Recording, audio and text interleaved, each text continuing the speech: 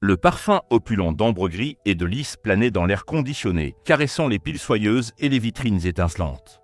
Ici, au cœur de Paris, dans le magasin mythique, le temple de l'élégance, chaque pas sur les tapis épais ressemblait à une progression vers l'Olympe de la mode. Mais pour Léla, la sensation dans sa poitrine n'était pas de l'euphorie. C'était une légère, très légère piqûre, aussi discrète qu'une aiguille perdue dans un ballot de soie sauvage. Une sensation familière chaque fois qu'elle pénétrait ces sanctuaires du chic, la sensation d'être vue différemment. Non pas pour son foulard en soie parfaitement noué, qui encadrait son visage lumineux, ou pour la modestie gracieuse de sa tenue du jour, pourtant impeccable et de bon goût, mais comme si sa seule présence était une énigme, ou pire, une intrusion dans un monde qu'elle n'était pas censée habiter. Mais aujourd'hui, cette piqûre était sur le point de devenir une véritable morsure. Léla Al-Razi entra, portant le soleil marocain non pas dans ses yeux, protégé par des lunettes de soleil de Disney qu'elle posa délicatement, mais dans l'éclat doux de son teint olive et la force tranquille de son port de tête. D'origine marocaine, elle avait grandi entre deux cultures, embrassant le meilleur des deux mondes. Femme d'affaires aguerrie, à la tête d'un empire technologique florissant à l'échelle internationale. Son entreprise spécialisée dans les solutions de paiement digital était une référence en Europe et en Afrique du Nord. Elle venait à Paris non pas en touriste, mais en femme d'affaires influente et en philanthrope engagée. Ce soir, un gala de charité pour l'accès à l'éducation en Afrique se tenait, un événement qu'elle co-présidait, et elle avait besoin de la robe parfaite. Une robe qui incarnerait l'élégance, le pouvoir discret et la modernité. Le temple de l'élégance, avec ses salles thématiques dédiées aux designers les plus exclusifs, semblait le seul endroit digne de cette quête. Un jeune assistant aux cheveux gominés et au sourire mesuré l'accueillit, sa politesse semblant étudiée, calculée. « Bonjour madame, comment puis-je vous aider ?» Sa voix était basse, presque chuchotée, comme si un volume normal pouvait briser le sortilège du luxe ambiant. « Bonjour, répondit Léla, sa voix chaude contrastant agréablement avec l'atmosphère feutrée. Elle parlait un français impeccable, avec cet accent chantant qui trahissait subtilement ses origines sans jamais altérer la pureté de la langue. « Je cherche une robe de soirée très spéciale pour un gala important ce soir. » L'assistant jaugea Léla du regard. Il ne s'attendait visiblement pas à cela de la part d'une femme voilée. Son regard glissa sur sa tenue, un ensemble de soie discret mais manifestement de qualité, son foulard noué avec soin. Un soupçon de perplexité passa sur son visage avant qu'il ne se reprenne, affichant à nouveau son sourire professionnel, bien que peut-être légèrement moins enthousiaste. « Bien sûr, madame. Avez-vous une marque ou un style en tête ? Je souhaiterais voir la nouvelle collection couture. J'ai vu une pièce qui m'a particulièrement intéressé dans un magazine. » Les sourcils de l'assistant se relevèrent légèrement. La collection couture, le saint des saints, là où les prix se mesuraient en dizaines, voire centaines de milliers d'euros, l'air devint plus tendu, presque électrique. Léla le suivit à travers des portes dérobées, dans un salon encore plus somptueux. Les robes exposées étaient de véritables œuvres d'art, sculptées dans les tissus les plus rares, brodées de fils précieux et de gemmes. C'est alors qu'elle la vit. Suspendue dans un recoin magnifiquement éclairé, une robe. Une merveille d'ingénierie textile en velours de soie noir profond, coupé de manière architecturale, ornée d'un simple collier intégré de diamants bruts qui semblait surgir du tissu lui-même. Elle coûtait, d'après l'étiquette discrète, plus cher qu'un appartement en banlieue parisienne. C'était exactement le genre d'élégance puissante et moderne qu'elle recherchait. Elle s'approcha de la robe, la contemplation dans les yeux. Elle leva une main gantée, elle portait de fins gants en cuir ce matin-là, ajoutant à sa tenue un chic intemporel, pour effleurer la matière délicate, cherchant à ressentir le tissu sous ses doigts. C'est à ce moment qu'une voix aigre, aussi désagréable que le crissement de la craie sur un tableau, retentit derrière elle. « Excusez-moi, pourriez-vous laisser un peu de place, s'il vous plaît ? On ne voudrait pas que vous salissiez la marchandise. Ce n'est pas le genre d'endroit où l'on manipule tout à tout va sans intention réelle d'achat. » Léla se retourna lentement. Devant elle se tenait une femme d'un certain âge, au brushing impeccable et permanenté, vêtue d'un tailleur de marque coûteux mais légèrement démodé, orné d'un imposant collier de perles. Ses traits étaient tirés, ses lèvres fines maquillées d'un rouge trop vif. Ses yeux bleus froids la toisaient de haut en bas, s'attardant ostensiblement sur son foulard avec un air de désapprobation flagrante.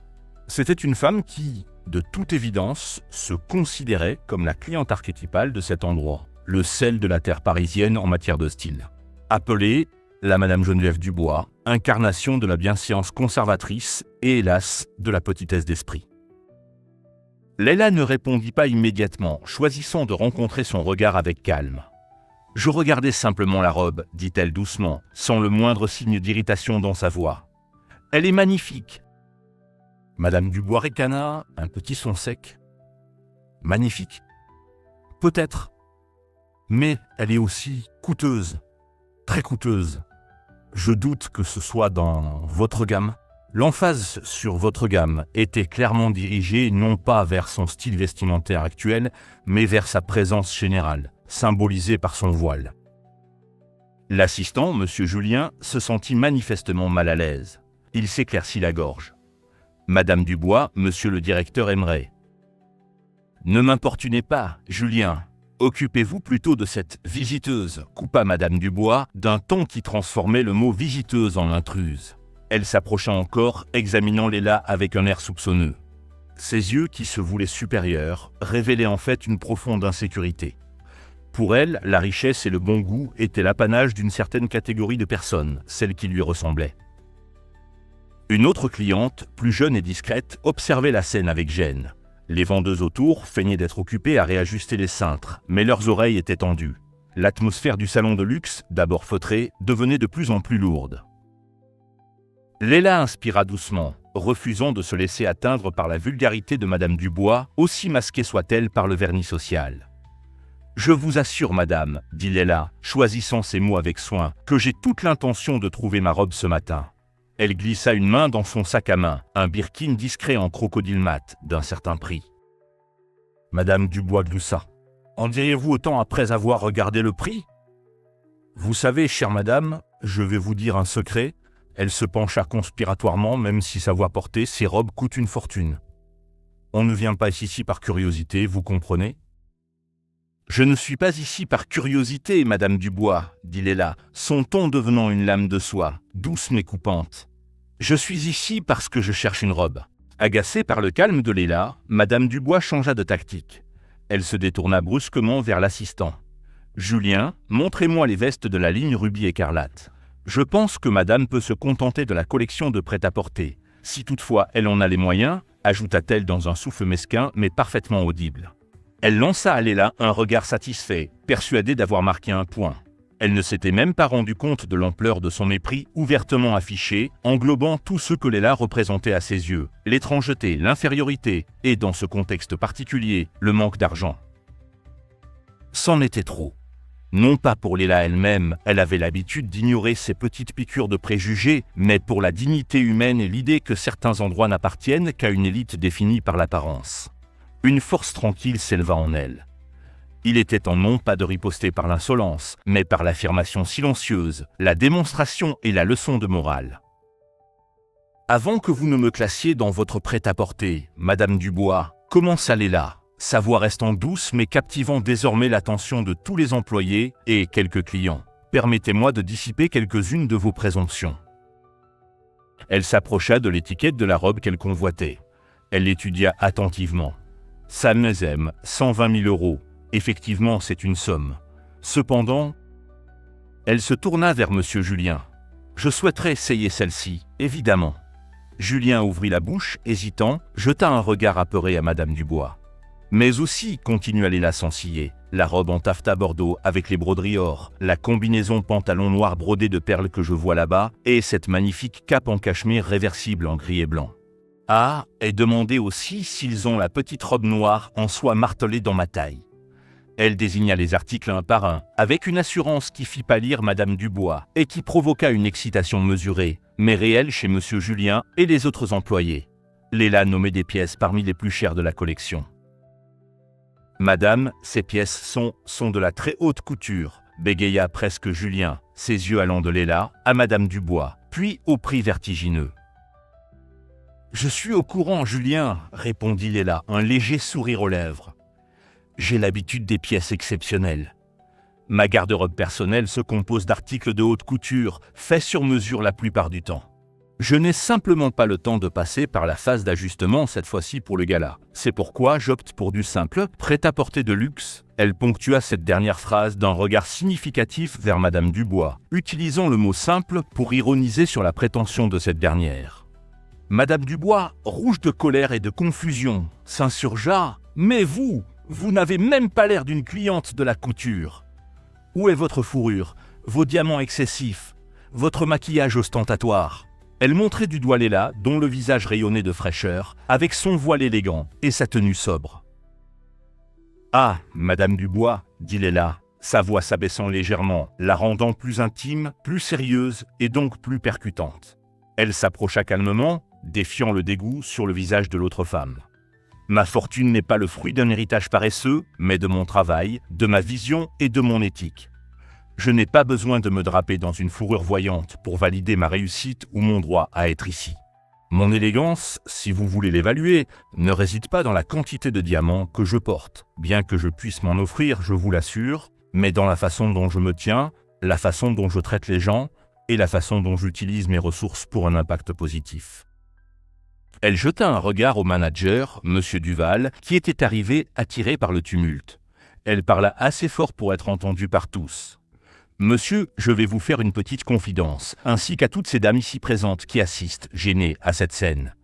Je représente une entreprise internationale. Mon temps est limité. Ce matin, j'avais 1 heure libre avant de présider une importante réunion préparatoire pour le gala de ce soir. Un gala où d'ailleurs seront présentes de nombreuses personnalités que même Madame Dubois, j'en suis sûr, rêverait de rencontrer. Ce petit détail, parfaitement exact, ajoutait une nouvelle couche à sa légitimité et sapait un peu plus l'image de visiteuse que l'on voulait lui coller.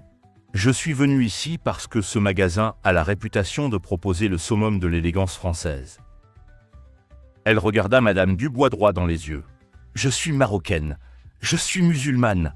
Je porte le voile par conviction et par choix. Ma culture est riche, mes origines me remplissent de fierté. Et pourtant, je navigue dans le monde de la finance et de la technologie. Je négocie des contrats à plusieurs millions d'euros, je crée des emplois et je contribue à des causes qui me sont chères. » Elle posa une main sur sa poitrine. « Je suis une femme de ce monde. Et ma capacité à apprécier ou à acquérir la beauté, qu'elle soit sous la forme de cette magnifique robe ou d'une œuvre d'art, n'est pas déterminée par ma tenue ou par les préjugés de quelqu'un d'autre. » Elle sortit sa carte de paiement, une carte noire ultra exclusive, reconnaissable par le peu d'employés de luxe autorisés à l'encaisser. Le teint de M. Duval vira au blanc quand il la reconnut. « Monsieur Julien, » reprit Léla, sa voix retrouvant une douceur déterminée. « Je vais prendre toutes les robes que j'ai désignées, emballer-les soigneusement. J'aurai aussi besoin de quelques accessoires de cette collection, si vous avez des suggestions adaptées. J'ai une limite de crédit suffisamment élevée pour ne pas avoir à me soucier de ma gamme, virgule. » Elle renvoya l'expression de Madame Dubois avec une élégance vengeresse mais contrôlée. « Mais le véritable luxe, Madame Dubois, n'est pas le montant que l'on dépense. C'est la capacité de traiter chaque être humain avec respect et dignité, quelle que soit son apparence ou ses origines. » Elle jeta un dernier regard à Madame Dubois, dont le visage déconfit était un tableau à contempler. « La France est un pays magnifique, Madame Dubois, riche de son histoire, de sa culture et de sa diversité. Elle appartient à tous ceux qui respectent ses valeurs, qui travaillent, qui créent, qui contribuent à sa richesse, qu'elle soit économique, sociale ou culturelle. Elle n'appartient pas plus à vous qu'à moi, ni à personne d'autre basé sur la couleur de peau, la religion ou le choix vestimentaire. Apprendre cela est la seule véritable leçon d'élégance qui vaille la peine d'être apprise aujourd'hui. » Elle se tourna vers les employés. « Monsieur Julien, s'il vous plaît, procédons. » Sa voix sonnait comme la fin d'un acte. Le salon était silencieux. Madame Dubois, complètement anéantie et incapable de prononcer un mot, regarda Monsieur Julien, les larmes aux yeux, prendre la carte de Léla avec des mains tremblantes et se précipiter vers la caisse la plus discrète, suivi de Monsieur Duval qui murmurait des excuses incohérentes à l'adresse de Léla. Les autres clients et employés la regardaient avec une nouvelle perspective, admiration, respect et une certaine honte pour l'attitude affichée par l'une des leurs. Léla prit la robe qu'elle désirait essayer, ainsi que les autres pièces, escortées avec une déférence nouvelle par des vendeuses. Elle choisit rapidement, effectua ses paiements, les sommes étaient colossales, confirmant sans ambiguïté sa puissance financière, et attendit que ses paquets soient préparés. Madame Dubois finit par quitter le magasin en furie, bousculant presque une passante, la queue entre les jambes. Elle n'avait pas seulement été surpassée financièrement, elle avait été éduquée et sa mesquinerie lui avait explosé au visage, révélant sa propre petitesse d'esprit et sa vulgarité, non pas matérielle mais morale. Quand Léla quitta le temple de l'élégance, ce n'était pas seulement avec des sacs remplis d'achats luxueux. C'était avec le sentiment profond d'avoir non pas riposté, mais éclairé. Elle avait prouvé, par son calme, sa dignité et ses mots, qu'une femme voilée pouvait être une femme d'affaires accomplie, une femme de goût raffiné, et plus important encore, une citoyenne à part entière, avec autant, sinon plus de droit d'occuper cet espace, ou n'importe quel autre, que quiconque. La jeune cliente qui avait assisté à la scène se permit un petit signe de tête discret et approbateur à Léla en passant. L'assistante Cécile, celle qui était la plus proche pendant l'altercation, l'accompagna jusqu'à la sortie avec un regard de profonde gratitude et de respect. Léla lui offrit un sourire sincère et chaleureux. « Nous sommes tous des êtres humains, Cécile. La bonté ne coûte rien et l'élégance du cœur est la plus belle des parures. » Elle sortit dans la lumière du jour parisien, les yeux brillants non pas de colère, mais de la satisfaction silencieuse d'avoir tenu bon, non seulement pour elle-même, mais, d'une certaine manière, pour tous ceux qui, chaque jour, sont confrontés à l'ignorance et aux préjugés dans les endroits où ils devraient se sentir accueillis. Cette histoire nous rappelle que le véritable luxe et la vraie noblesse ne résident pas dans la richesse matérielle ou l'apparence extérieure, mais dans le caractère, la dignité et la façon dont on traite les autres. Le préjugé et le racisme naissent souvent de l'ignorance et de l'insécurité, et la meilleure réponse à la mesquinerie n'est pas de s'abaisser à son niveau, mais de briller par son intégrité et de s'affirmer calmement. L'ouverture d'esprit, le respect mutuel et la reconnaissance de la richesse de la diversité sont les fondations d'une société forte et juste, une société où chacun, quelle que soit son origine, sa foi ou son apparence, a sa place légitime et précieuse. Si cette histoire vous a touché ou vous a inspiré, n'hésitez pas à aimer cette vidéo, à vous abonner pour plus de récits captivants et à partager avec vos amis et votre famille. Ensemble, faisons circuler des histoires qui célèbrent la résilience, l'élégance morale et la richesse de notre diversité.